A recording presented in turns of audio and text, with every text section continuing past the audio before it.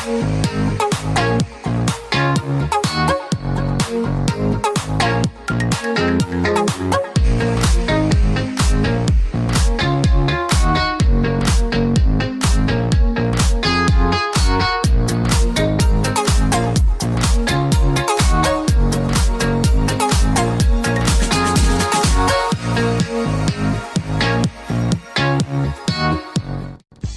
on the Health and Lifestyle Show, sex education. When, how, where do you start talking to your children about sex? A kid of 6 can ask you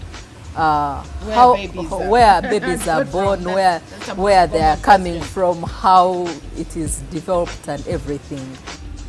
You should give age-appropriate information. A child could be sharper and still young. But most parents, we are shy. I mean, you're talking to your baby about, probably cleaning herself, and then you'll say you wash your hoo-ha.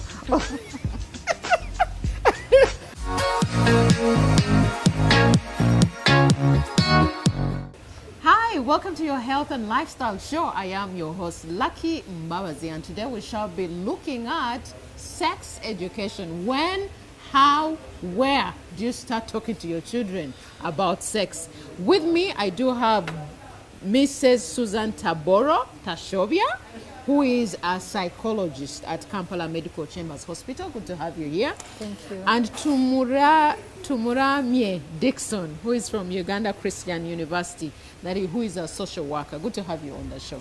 Thank you so much. Maybe we start by explaining what sex education really is for people who may not understand it. Thank you so much. Sex education is about teaching and learning about topics issues related to sexuality. Mm-hmm. Yeah, that's what I can say in brief. Especially when it comes to children, because that's when you start learning sex education. Yeah, that is it. Yes, Mrs. Susan, when do we now start talking to children about sex? At what age? Thank you so much. Sex education starts as early as when a child is born. Right. Actually, that's when the parents get to realize that their children are sexual beings. A young child, even an infant, is able to touch their private parts. Right. They are curious. They may not understand what is happening, but oftentimes we see young children, infants, touch their private parts, especially the boys. They regularly touch their private parts, and they regularly erect. So sex education is paramount. It's paramount. It should start as early as when a parent gets a window or an opportunity where their children have started to talk about sex or behave in a certain way that suggests this person needs to know more about their sexuality. So you mean we must wait for when they ask questions, when they are aware? Shouldn't they be a stage in a kid's life where we say, if your child is 5 years of age, then you should start introducing certain topics, small, I mean, you know how to talk to 5-year-olds. Find a way of talking to your child about sex. There should be an age where parents should start from. And if so, what age? Yeah, you're right. I would recommend, or I would say, between 6 and 9 years of age, parents should start opening up to their children, introduce the basics about sexuality to their children, especially talk about puberty stage, give them the basics so that by the time they get there, they know what it means, because at that time, we've seen young children start to ask certain questions. For example, a kid of 6 can ask you where babies are born, where they are coming from, how it is developed and everything. So at that particular stage, 6 to 9, it should start. But for me, I'd like to think that it should vary from one child to another. because there are children that are really smart. At 4 years, she expresses or he expresses herself really well, very curious, asks questions, and you'll find other children are very slow. Even in a family, you'll have 4 kids and they're different. Maybe your firstborn probably asked you at 6 years, and then your third will ask you, Mommy, at 4 years, Mommy, oh, how come your stomach is big? What's in there? How did it get there? Should you then still explain to them? And if you're explaining to a 4-year-old how you got pregnant or where babies are born, how should you explain that? Okay, as I was trying to explain, definitely different children at different age groups are supposed to be given different information that fits their age groups. The information you give a 6 to 9 year child should be different from the one you give one from 9 to 12, for example, and 13 to say 18, because they vary. But like I was saying, at 6 to 9, they are starting to understand and be curious about many things. You're a mother already. I can see you're preparing. Congratulations, by the way, to be a again. You just talk to us like you're talking to a child. Let's say, okay, 6 years. You're explaining to her what sex is. How do you explain it? Because we as parents have a problem like that. You're a professional. At least you may be knowing how to do that. You have your 6-year-old. You're ready to talk. But you just don't know how to start a conversation, especially in the African setting. Like, how do I start explaining to my young daughter that it is called sex? Thank you so much. It's quite challenging, and I must admit that most parents find it very difficult to start a conversation with their children about sex. But for example, you've asked me how I would talk to my daughter.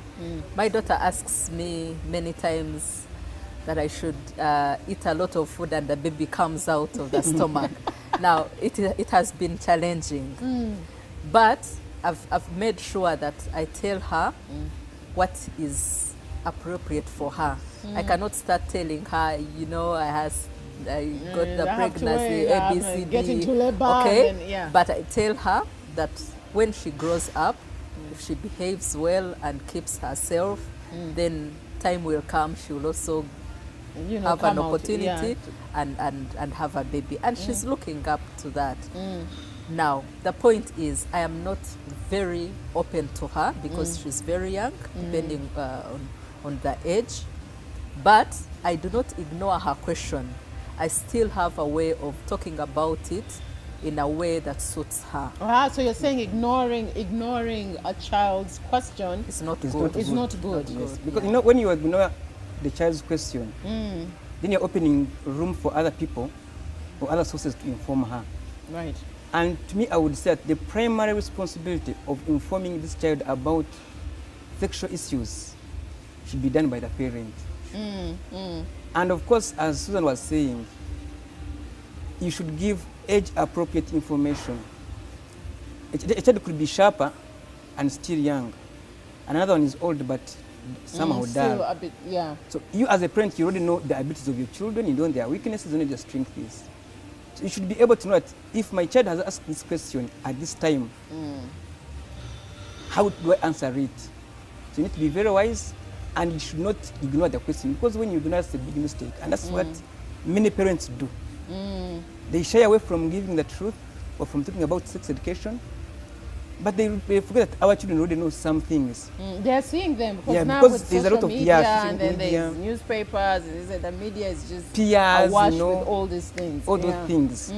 So it's you, the parent, speak things which are real to the kid and say, my child, you have asked this question, but this is how it is. However, the way you address that question should be within his or her understanding. Shouldn't go beyond that. It should be age appropriate.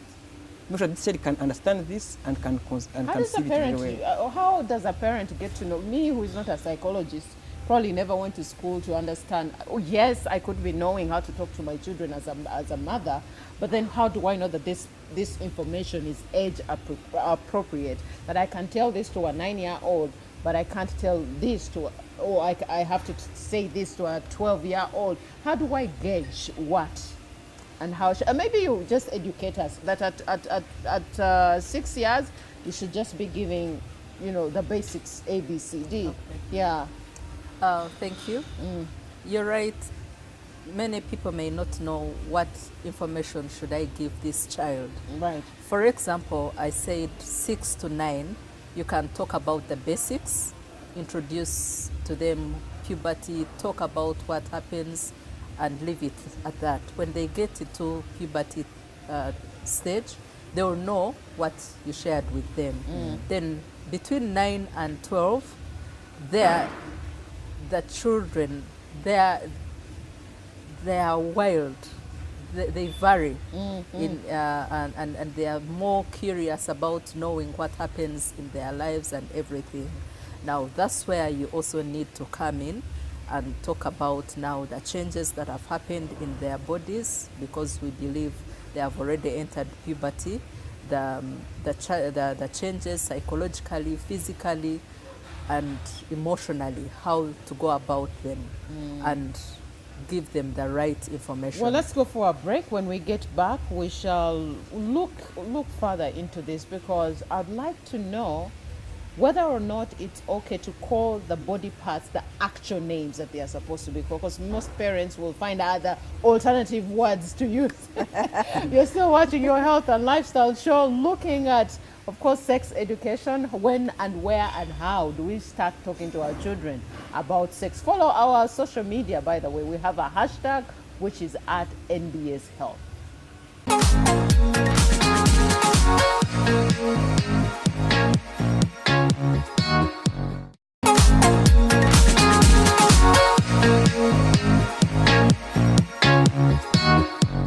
Welcome back on Your Health and Lifestyle Show. I am your host, Lucky, and we're looking at sex education in our children. When, where, how do we start talking to our children about sex?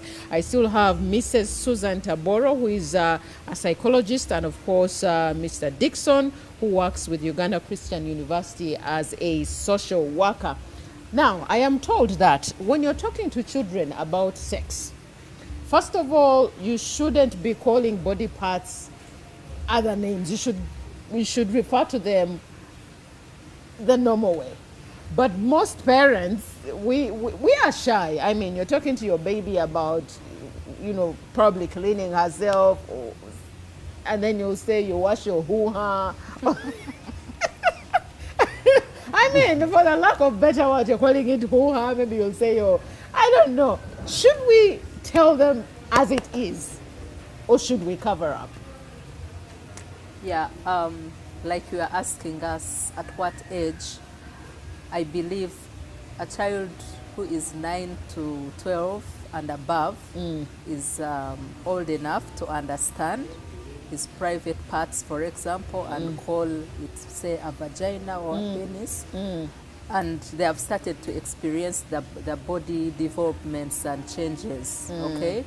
So there you call every part its real name. If it is pubic hair growing, talk about it, tell them how to keep hygiene, tell them it happens. Every changes they are going through, even their friends are going through them, and all of us have gone through them, and they are normal. They need that assurance, because many times when they start developing them, girls start menstruating, they feel bad, others don't welcome it so well, others are excited. So you as a parent, you need to come out and make it very clear to them that it is well and it is a perfect thing. You know, I have, I think she's now 5.5. I have another daughter who's 5.5 years old. I normally tell them to clean themselves as girls and show them how they are supposed to clean themselves. So you're saying, if I'm having a conversation with my 5-year-old and I am telling her to clean her lower part and her, I don't even know, her private part, what am I telling her? Am I telling her you should always clean your private part? Or should I actually tell her that it's called this? This is how you clean it. She's 5. She cleans herself. I think Yeah. to me, I would think, because you know, even from the age of 2 to almost 5, this child already starts to understand his or her body. And of course, these days we take our children to nursery schools and kindergarten when they are still very young, Right. and they are taught these things. So telling a child that this is this, this is this, this is how you should be cleaning yourself, especially if a child is maybe like around 5 years. Because a 2-year-old child will not understand how to clean herself or himself. But if a child understands how to clean, then you can say you should clean your private parts like this. This is your this. Because another thing that you should let your children know about their body parts, that at some point you will need to tell them that, you know what, avoid touches, bad touches from other people, because they are not good. So a child needs to know that I should not be Touched in touched these parts, in these body parts, parts. and say this part which is called this, don't allow someone to touch it. But of course, as you're doing it, you must also be very wise, because as we said, you already know your children, their capacity, their ability to get this information, and some also know how they can interpret it, based on how you've been waiting with them, what they have been sharing together. Sometimes they can be playing together around and you see what they are saying, you know. So mentioning body parts, a child to understand them is important. Okay, we have been focusing on a child who is younger, maybe 6 to 9, but then let's also remember that Not only 6 to 9, because even these ones who are young, they can also learn. Okay, even, also other even who are old. let's just say 0 to 9 is what we've been looking at. But then we Okay. also have these ones who are moving into teenage, who are probably more active into sex. Those are the ones now I would like us to concentrate on. How do we then talk? Because these ones now already know that there is sex, there are private parts, they are called this, and if I touch a girl like this might happen. How do we stop them from moving too fast to have? Do we tell them point blank that if you choose to have sex, you can now start using preventive measures like condoms or contraceptive? Because recently in Parliament, they were telling us that as early as 10 years, we should start giving our children contraceptives. And some parents were like, wait a minute, I'm not about to talk to my child about sex and then go ahead and tell them to use contraceptives. What would be your take? Thank you so much. Okay. In my view, this is a very crucial stage from, say, maybe 13 to 18. Right. And their bodies are overridden by What is the going on in their Excitement system? and Yeah. nature, okay? And so many life changes are happening to them. There's too much excitement. Others are not excited about it at all because they do not know how to manage the challenges that come along with this age group. But it is the most important part of their lives where you need to come up to be as open as you can be as a parent and tell them the real facts. Because if you do not tell them, another person, a friend, will tell them. She will go and ask, or he will go and ask a friend, and whatever their friends tell them, they will take it as a gospel. yeah, because at this time, they may not even listen to you as a parent. They may listen to their friends more than you as a parent. Okay. So every time you get an opportunity or you get a window of saying whatever it is, be as open as you can be. Tell them the challenges that come with the developments and the critical stage they are in. And if not handled well, what will happen, the risks involved in the physical and emotional development. You see, how our parents used to prepare us for these things. They used not to. They would scare us, and it actually worked. Should we also have? You are a psychologist. Does it work for a parent to scare you and say, if you ever get together with a boy, a big snake will come out? Like they would play on your psycho, and you would just freak out and not. But let's face it, the kids we were then. And not the children who have. That's the point I wanted to mention. That generation passed away now. Like that, the way those things were being said to us were like intimidate us somehow, so that we don't do those bad things. Maybe they didn't have any approach of telling us about sex education. But these days, because of media, social media, children have a lot of information. Our young kids are watching cartoons But every since they day. have a lot of information, how The then old do we ones. do it? Now that's what I'm talking about. They already know about these things, but the challenge is that they have myth. They have a lot of myth. They don't have facts because, for example, I was a volunteer with an NGO called University of Education, and I used to move around the whole of this country in secondary schools, Right. promoting abstinence. But among the questions girls would be asking, they would be saying that they tell us that when you play sex, after playing sex, then you wash with soda, especially Coca-Cola, you won't get pregnant. And that when you So they would have sex and wash with soda. soda, and, think And that you will they not get assume that pregnant. he won't get pregnant. That's the thing. Now, for you as a parent, at that stage, you may not actually know that your child is already thinking like that. So it's your responsibility to make sure that you address these issues. You sit down with your children, whether a boy or a girl, you tell them, by the way, you're now growing up. Because you already know that this child is now a teen, she's becoming an adolescent, so or is becoming an adolescent and is dropping these emotions, excitement or maybe anxiety. So come out boldly and say, by the way, that these issues which I think that you already know about, and I would want us to talk about them. And you say things of sex, boy-girl relationship. Address those issues and talk about them. Am I telling him to, if it's my son, am I telling him to go ahead have a relationship with, have a girlfriend but not have sex? Like, Of course, yeah, in African because context, there's no way you will stop them from having these relations. in the African context, you cannot tell your child that you go and look like have a girlfriend or a boyfriend. But you, like you have said, we are going for a break. Like you have said, things have changed now. Yes. We can't be stuck in African context when it's now a global village. But of course, You we know have to what I maintain. mean? We have to keep our values. That's another thing that you should know. You're watching Your Health and Lifestyle Show. Let's go for a break. When we get back, we shall come back with more of how do you talk to your child about sex, when, where, how do you do it.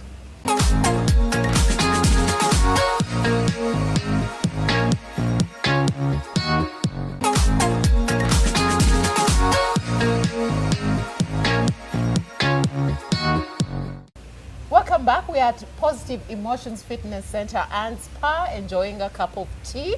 You can always come here if you want to stay healthy. They have a nice gym, and you can do also aerobics and so much more. Now we're looking at how and when and where you should start talking to your children about sex. And before we went into a break, Dixon, you were saying in the African setting, there are certain things that are unacceptable, boyfriend, girlfriend, but let's face it, the children of today kind of different from how we grew up. You might say, oh, it's an African setup. If you can't talk to your child about having that girlfriend, about that boyfriend, then how will you be able to talk to them about sex? Because the thing is, they actually have boyfriend, girlfriends, or whatever they call them. It is happening. Shouldn't we address it as, okay, now, if you have your boyfriend, girlfriend, maybe you should wait to have sex. You shouldn't be having sex at all. Yes. For example, if my child is at the university, I would assume that this Go child. to some university, tutandikira mu high school. Okay, even actually in high school, because even in high school, a child can be having a boyfriend or a girlfriend, Right. and come and says, "Daddy or Mommy, I have a girlfriend." So, how do I go about this? Now, you need to tell your first of all appreciate that child has been open to you, so that you develop this kind of A openness friendship and and friendship, openness. between you and your child, and then also create a friendship, strong one. So that every time a child has an issue, you should believe in you, trust in you to come and talk Come to you and solve it. Yeah, and say, Daddy, I have this. So I want to say that when a child mentions that he has a boyfriend, he has a girlfriend or she has a boyfriend, as a parent I will tell her, at this time, I must admit maybe she's 14. I will tell her, what you've done is very good to have a boyfriend, but remember, it is too early for you To have a boyfriend. And I will tell her the bad, like the implication of having a boyfriend at this moment. I will have to bring out the good side, but also the negative side. And of course, most of the time, the negative side outweighs the positive side. So you will discourage her to have this boyfriend? Yes, obviously. Okay. But of course, I have to bring it in a Is way that, the way you bring it out. should Dr. be very Susan, clear. you're the psychologist here. Would that be help in any way? Because I know for sure as a child, because I've been a teenager before, I've been that before. when your parents tell you, no, that's not good, don't do it, again, you want to do it more. Let me first correct you. I'm not a doctor. I'm a psychologist. Psychologist. I understand what you're talking about. Like he said, times have changed. And I emphasize that at this stage, we need to come out as open as we can be, Right. and tell them what it life is and how, yeah. At 13, a child is already relating and they are sexually active. And what can you do? Call this boy or this girl, sit them down And have a conversation. and have a conversation. Because at this stage, you know that he or she can get someone's girl pregnant, or she can get pregnant. Talk to them and know that yes, much as you're growing and developing, which is normal, which is perfect, there are risks involved. And encourage them to be strong, because many have gone through it. You are the parent, you have gone through the challenges, but if handled well, you can come out successful. Right. Talk about other things that are related to sex. For example, other than pregnancy, there are STIs or STDs. If you manage it well, you are not able to get pregnant or impregnate someone, you can easily get HIV or any other sexual Transmitted diseases. transmitted illnesses. Talk about birth controls. I want to disagree with the African perspective, because we are now living in reality. Much as I am not encouraging these young ones to start on them, but we need to give them the information. Tomorrow, if I cannot control myself, I know that there are other preventive measures. Maybe I can use a condom to prevent a pregnancy or And HIV. we're having this or conversation at 13. That, for example, we talk to a girl of 13 years or 12 years and say, they're actually morning after pills that you No, can take. remember we have said we are talking about ages between 13 and 18, okay? It's still So 13. still it comes back to age-appropriate information. I would not encourage a 13-year to use those things, but I will But talk she to could him. get pregnant. Yes, she can get pregnant. So you warn them, or you talk about the dangers and encourage abstinence.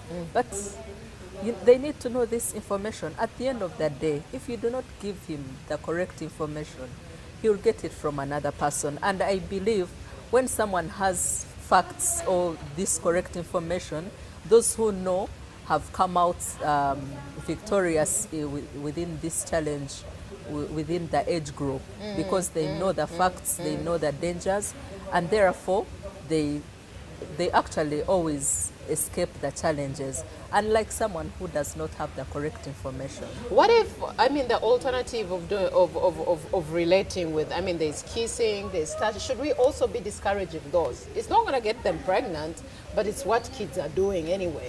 But Do you have like a proper, full conversation? Yeah, of course, as they grow emotionally and psychologically, at that age, they want to be close to the opposite sex. They want to feel touched. They want to touch. They want to kiss.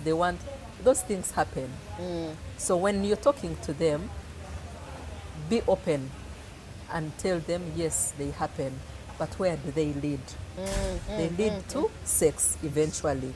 So try to give them that information and tell them to heed from any Touching or risky behavior that can lead them into sexual intercourse at an early age. Talk about the dangers, because at the end of the day, the decision is from this young person. You will not make a decision for them as a their parent. parent. Yeah. But we have to also acknowledge the fact that they still need our guidance and advice as they grow up. Okay. So now that, okay, we have looked at the 14 up to 18. 13 up to 18. Is that when we give up on having this education? Because at 18 plus, one would think that they're still our children, and if they've not yet had sex and they're, they're virgins and that, do we still continue to talk to them about this? When do we give up as parents? No, you never think give you up. cannot give I up. mean about sex education. No, I'm not going to talk to You my cannot give up. grown, You cannot give up as long as this person is still in your control. right, Even if a child is very old, I may say at the level of the university, right. I will still be clear that you are going to the university or you are at the university. Having a girlfriend or boyfriend may not be bad, but remember, A, B, C, D can happen and it might affect your studies. So even at a university level, we are still Yes. talking to them about And of sex. course, I have to let them know that, be patient, because soon you'll be out of school and you start working. Then you'll be able to manage life responsibly as you think about marriage in a proper way. Because for example, for me who is a Christian, I would make sure that I emphasize it to my children and tell them, for you to get involved in sex is a sin. You should not even think about it. Take your time, study and finish, and then believe God to bring you a better person, a spouse that God has prepared for you. What I if, think, let's say you've done all this, but your child has ended up pregnant? How do you handle that? Wow. Yeah. Like We're here discussing, Yes. but then It has there are parents happened. it has happened. She's 14, she's 15, she's pregnant. Yeah, as you are asking, when do we stop? Sex education is a continuous process.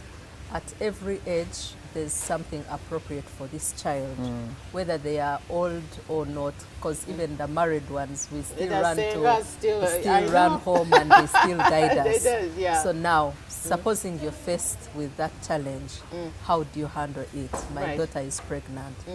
First of all, as a counselor, I'll encourage my daughter to take heart as we talk about it, because number one, she never expected it.